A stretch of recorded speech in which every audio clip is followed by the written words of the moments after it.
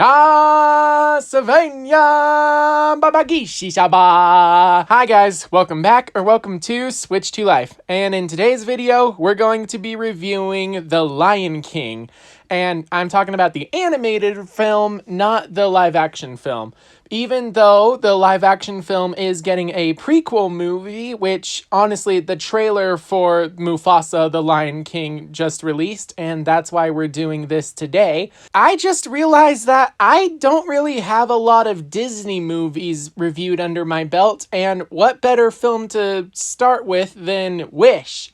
Yeah, that was a mistake. But with the live-action prequel coming out, I figure what better time to discuss my favorite Disney movie of all time than now. So today we're going to be reviewing the original animated Lion King. Now, this film just recently celebrated its 30-year anniversary a couple months ago, as of the time of recording this video. So whoever hasn't seen the movie, go subscribe to Disney Plus and watch it right now. I'm serious. This is one of Disney's most universally praised films of all time. Everybody who's anybody loves this movie. So if you haven't seen it, you have wasted your life. Go and watch it right now, then come back to this video. Because I am not going to dive into the story itself. While I will do a quick recap, I'm not going to actually talk about the story in detail. So basically, this is Disney's version of the Shakespearean play Hamlet, which I gotta say, I never bothered to read Hamlet or watch it or whatever, so I'm not sure if it's faithful, but who cares about that? As a kid, I had no idea who Shakespeare is. All I knew was that The Lion King was an awesome movie. So it tells the story of two brothers, Mufasa and Scar. I, Mufasa, rule in equity and justice over all my subjects. And also eat some of them. And this is Scar.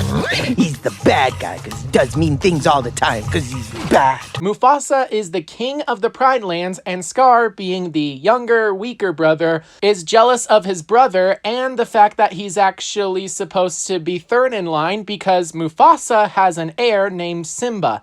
Behold, Mufasa's son, Simba, the circle of life. So Scar comes up with a plan to work with some hyenas to trick Mufasa and Simba into a stampede. A stampede!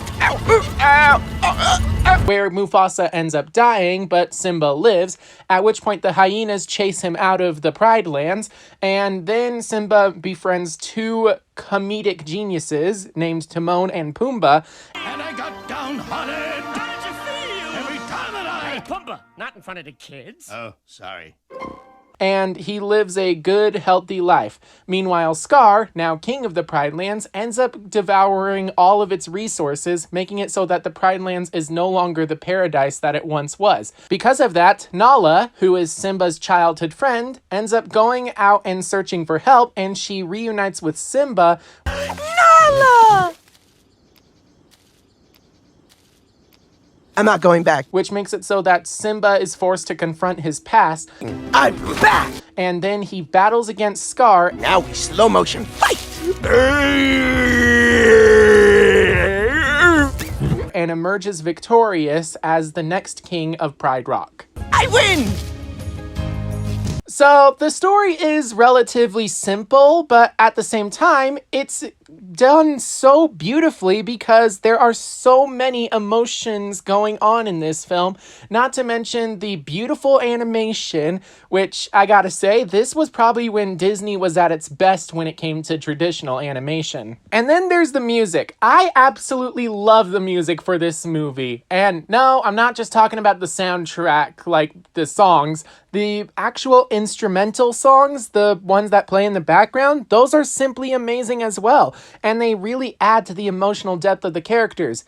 But of course, when people talk about Disney music, they most likely are talking about the songs where the characters are singing. And in this case, you have banger after banger, like The Circle of Life, I Just Can't Wait to Be King, Be Prepared, Hakuna Matata, Can You Feel the Love Tonight, and...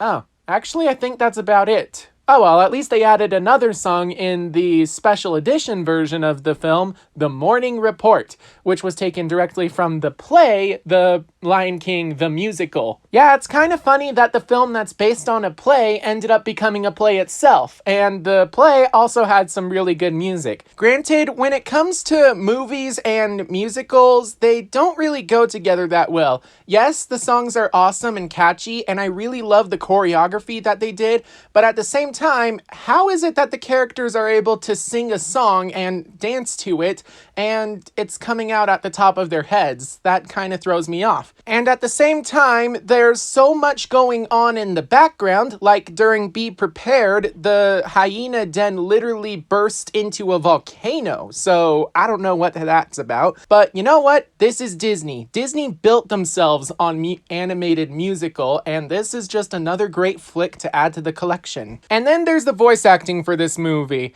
Honestly, aside from James Earl Jones, who plays Darth Vader, and also Mufasa in this film, I can't really say that I recognize any of the names, but I can admit that every single one of them did an amazing job. They really showcased each of their characters' emotions. So when you combine all of that, you end up getting an amazing emotional story that's really where this movie shines. I really enjoyed the emotions. You can see the jealousy and anger in Scar's eyes, not to mention the pride over the fact that he ended up killing his brother.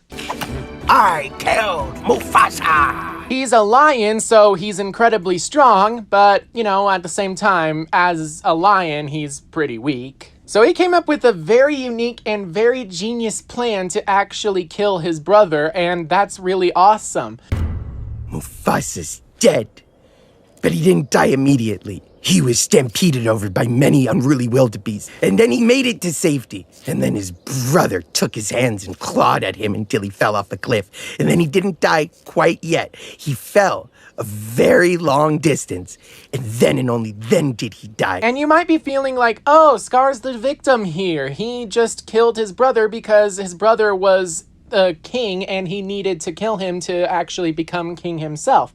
And to that I say, yeah, you're probably right, but he's not really a victim. He just wants to be king for the sake of being king, and at the same time, while Mufasa brought a lot of joy and happiness into the Pride Lands, Scar only brought devastation, and he was a corrupted ruler, which is really good because it shows how evil Scar can be. You don't see that in modern day Disney movies, like, at all. And then there's some of the other characters, like, of course, our main protagonist, Simba. Simba has a lot going on for him.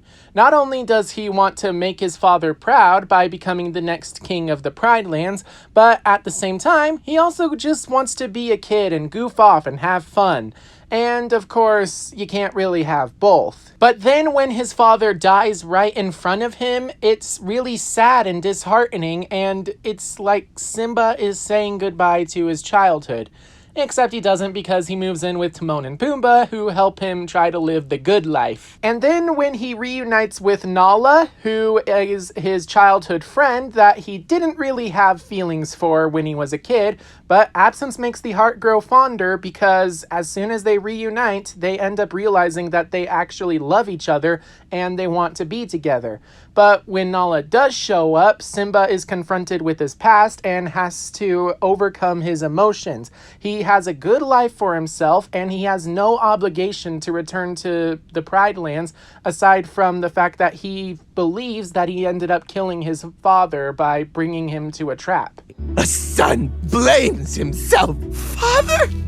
I must run away now and eat bugs. But then his father speaks with him from beyond the grave, which is something that Mufasa hinted at earlier in the film. Well, that's very confusing. I wish my dead father would appear and tell me something prophetic. Hey, thanks! That explains everything! That when he dies, he will join the heavens above and look down on Simba as he rules over the Pride Lands. But currently, Simba is not doing his job in ruling over the Pride Lands, so after getting a talking to from his dad, which doesn't really explain much, Simba gains the confidence that he needs to go back to the Pride Lands, at which point he ends up fighting against Scar. And then Scar reveals that killing Mufasa was no accident, and And it's at this point that Simba realizes that he really needs to dethrone this evil uncle of his.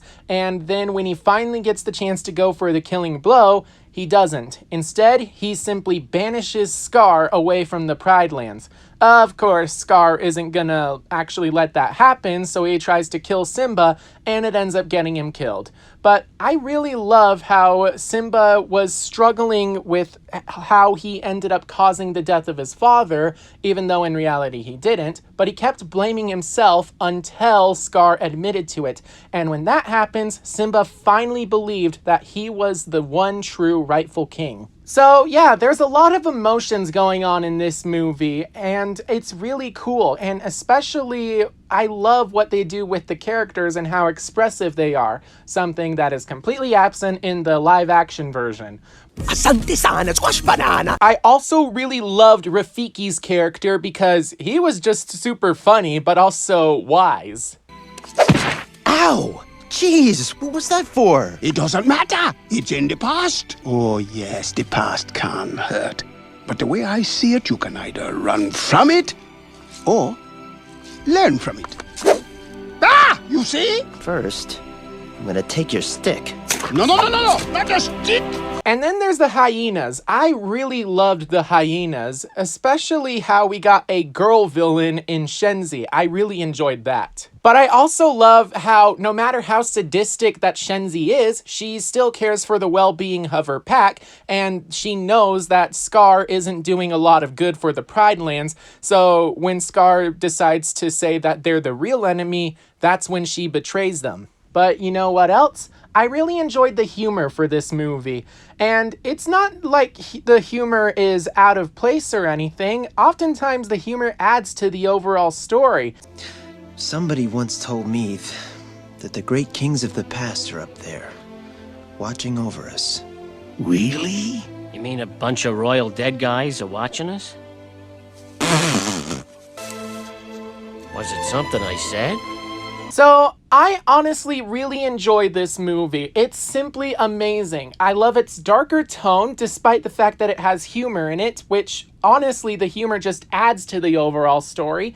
And not to mention the fact that I don't know, there's just so much good with this movie. The catchy music, the great animation, the expressive characters, the emotions. That's really where this movie shines. It's really no wonder why Disney decided to turn this into a multimedia franchise, because this is my personal favorite Disney movie of all time. And I'm sure that's the case with a lot of other people, but at the same time, even if it's not your favorite, you have to admit that it is among one of the most universally praised movies of all time. But anyway, I really loved the ending of this movie. Not only the final battle against Scar, as well as how Scar was devoured by his own army of hyena henchmen, but at the same time, I enjoyed the ending where Simba ended up announcing the birth of his own child, who would later be named Kiara and get her own movie. That's really awesome.